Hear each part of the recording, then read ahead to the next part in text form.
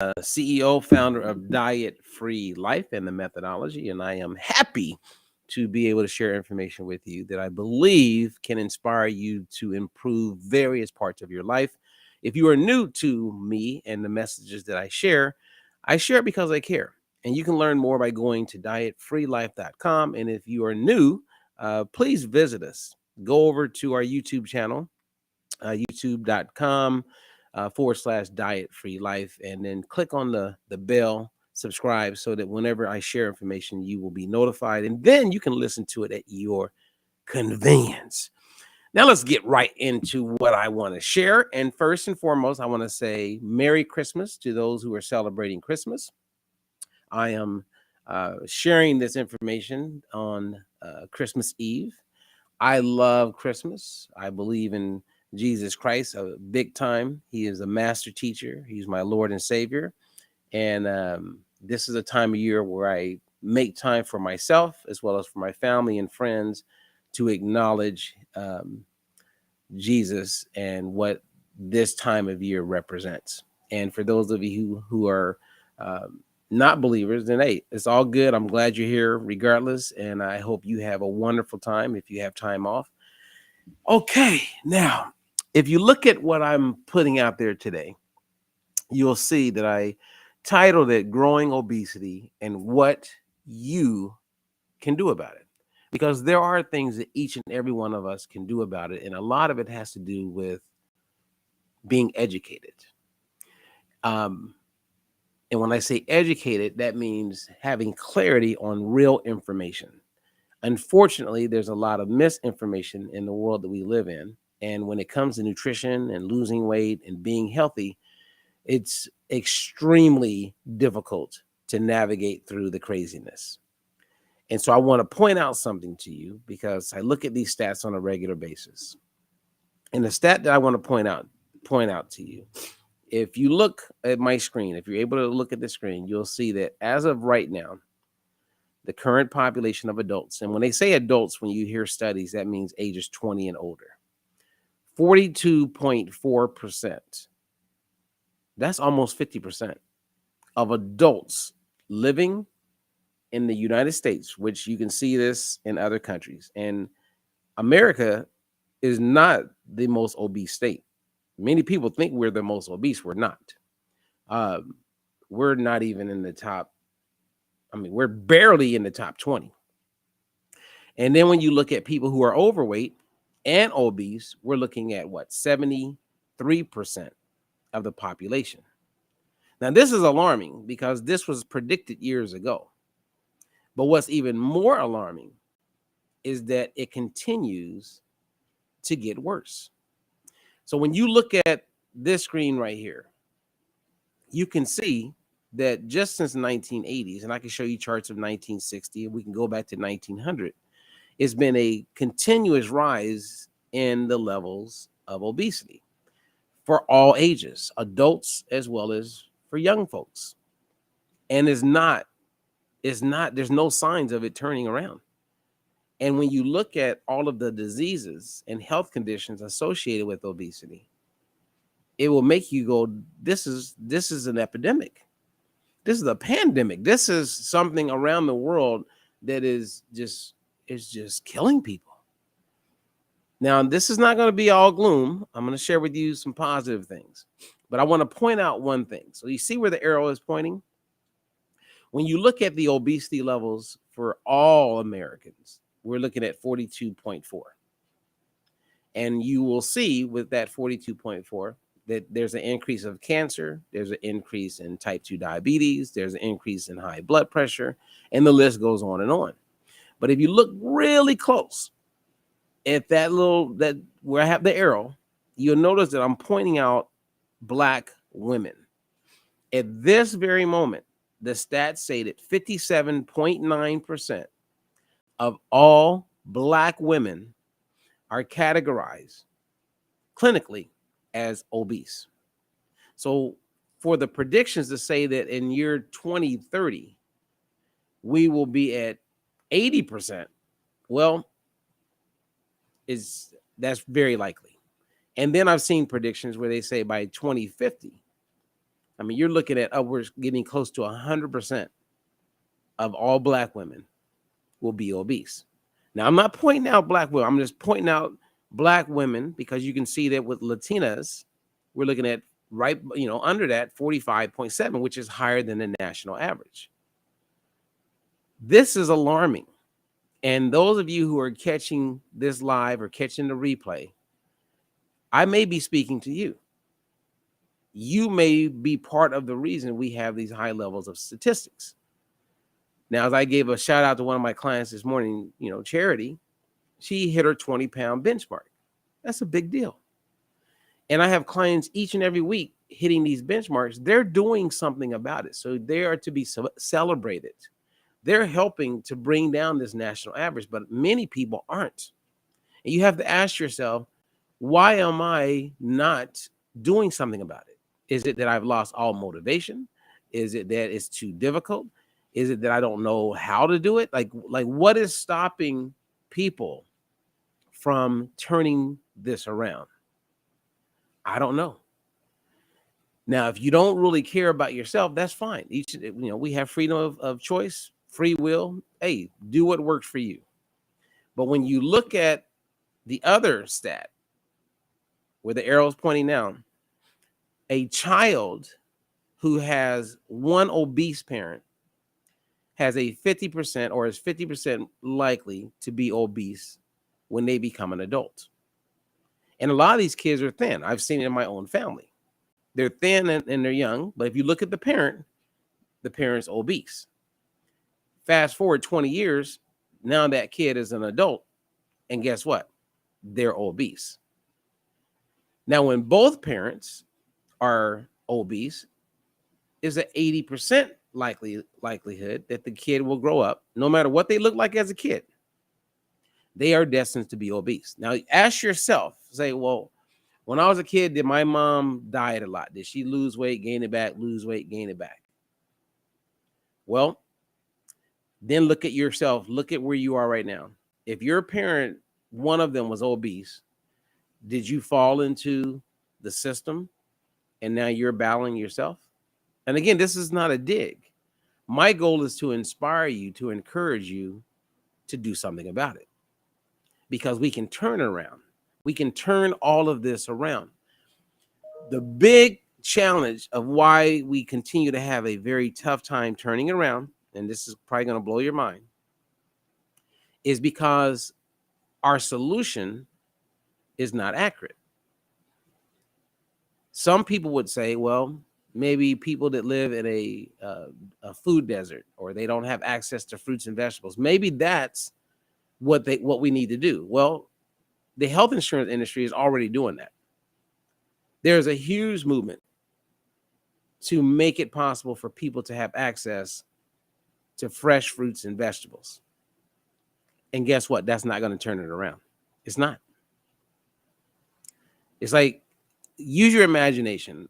I see a photo of a kid opening the door, and a health insurance company is making it possible for fresh fruits and vegetables to be given to that family.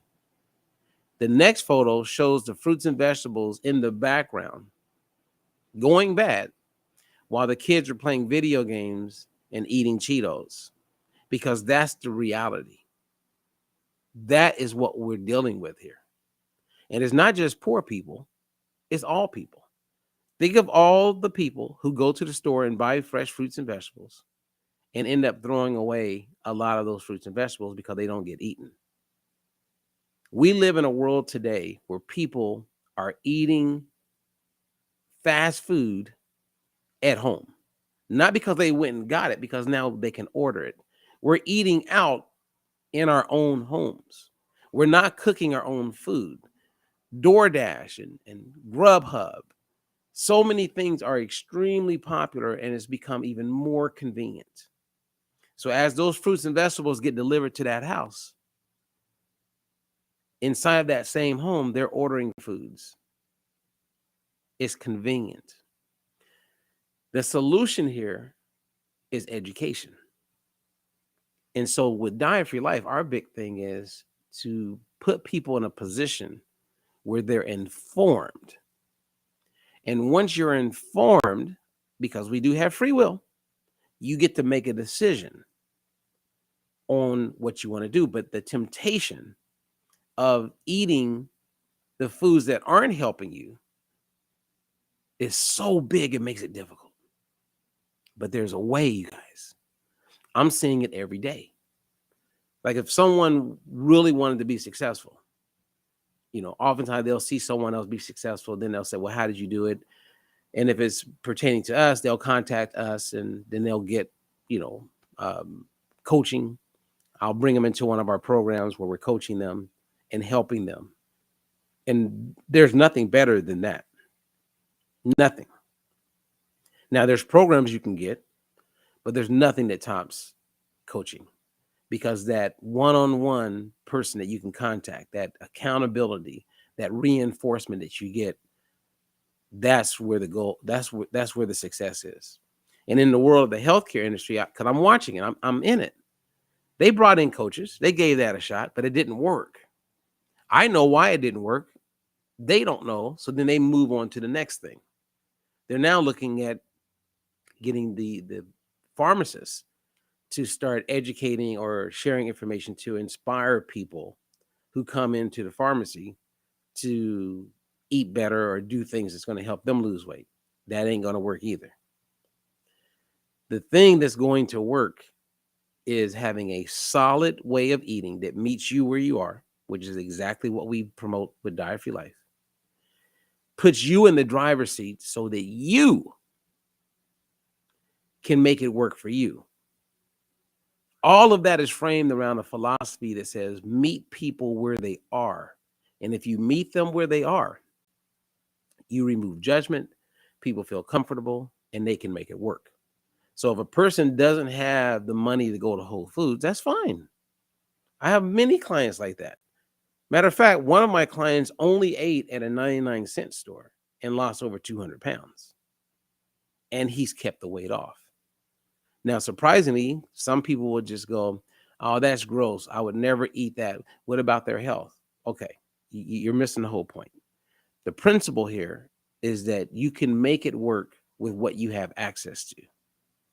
And what you have access to and what you make work must be culturally relevant to you, right? So if you're born and raised in the Philippines and you've only eaten white rice since you were born, you move to America and everybody condemns white rice. So you walk away from something that you have a cultural relationship with. What happens? You start gaining all this weight. You feel deprived. You feel restricted. You're not even you. We live in a melting pot, which is beautiful. But at the same time, programs must be designed in a way that it works for every ethnic group based on what their cultural preferences are. Now, you can go on a diet and you can restrict and stop eating the foods that you know you really like, and then the holidays come. Then you can smell it, you can see it. Next thing you know, you're eating it, even though it goes against what you told yourself you were going to do. The pies, the cakes, all these things they're constantly around us. But you can still eat those things when you get to a place where you understand the science, or that you're educated on understanding how to make the most of whatever food is in front of you. And eventually you do get to a place where you go, I don't eat that, because maybe that becomes a trigger food that cause you to emotionally start overindulging, which is not good. So when I look at the situation with these Black women, Latin women, all women, it's sad, because the numbers are not getting better. The numbers are getting worse. So as a song goes, or I've heard many times, what you gonna do about it? Well, if you're my client, we're doing something about it.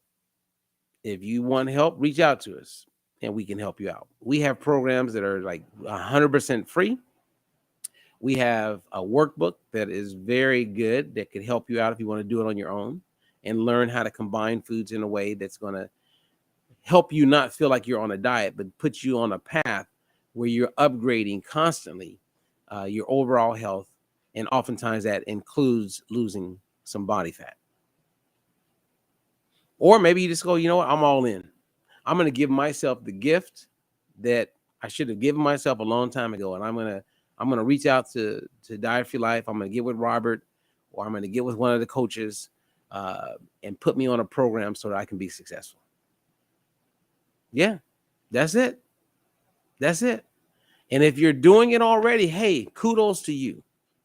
If you're going to do it on your own, kudos to you. If you're going to pick up exercising on a regular basis, kudos to you. If you do anything that is moving you to a healthier place, kudos to you. And I love the fact that some of you, you're not where you want to be, but you're not giving up. At the end of the day, that's what it's all about. Don't give up. Some people, when I say that, they go, yeah, don't give up. And they're just putting off doing something. They go, no, I haven't given up. Well, after this holiday, I'm going to do something now. I don't know. I don't have the answer for that one. Why some people just stand still and put off taking action. I mean, we all understand what procrastination is. And it's easy, all of us, to fall into that.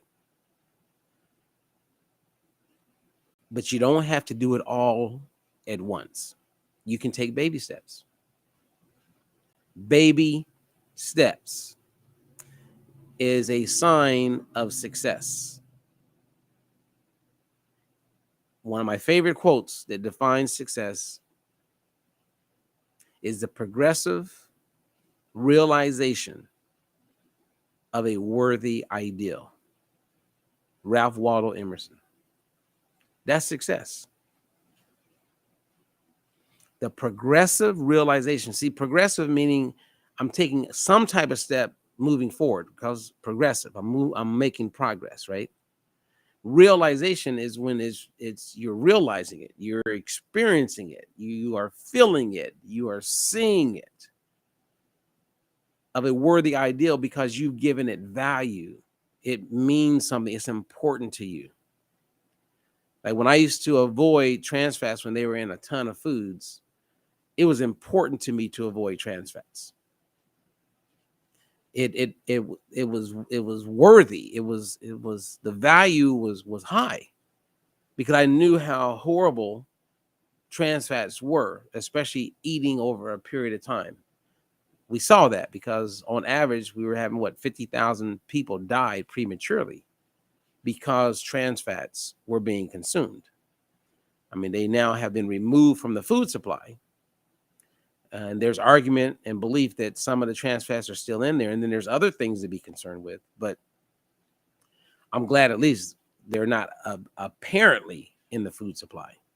But you got to keep your hat on, your nutrition hat. You must, your label detective hat. Because if you don't, next thing you know, you'll wake up and find out you've been eating something that's has a compound effect, and it shows up in some form of cancer, or it shows up in some condition that interferes with your quality of life. Education is king. If you're not informed, which most people aren't, that means you would benefit to become educated. Let's do this. We got this. So, Merry Christmas to you. May everything work out for you the way you would like. Life is not easy all the time, but it can create some real positives when you keep it real. And keeping it real is just being aware of what's important to you. And a lot of it, in my opinion, begins with you prioritizing your own personal health. Let's not add to these statistics. Let's not be a contributing factor to watching every ethnic group experience higher levels of obesity and all of the negative health challenges that come with that. That's it. That's my word. Now, someone asked me a question about berberine.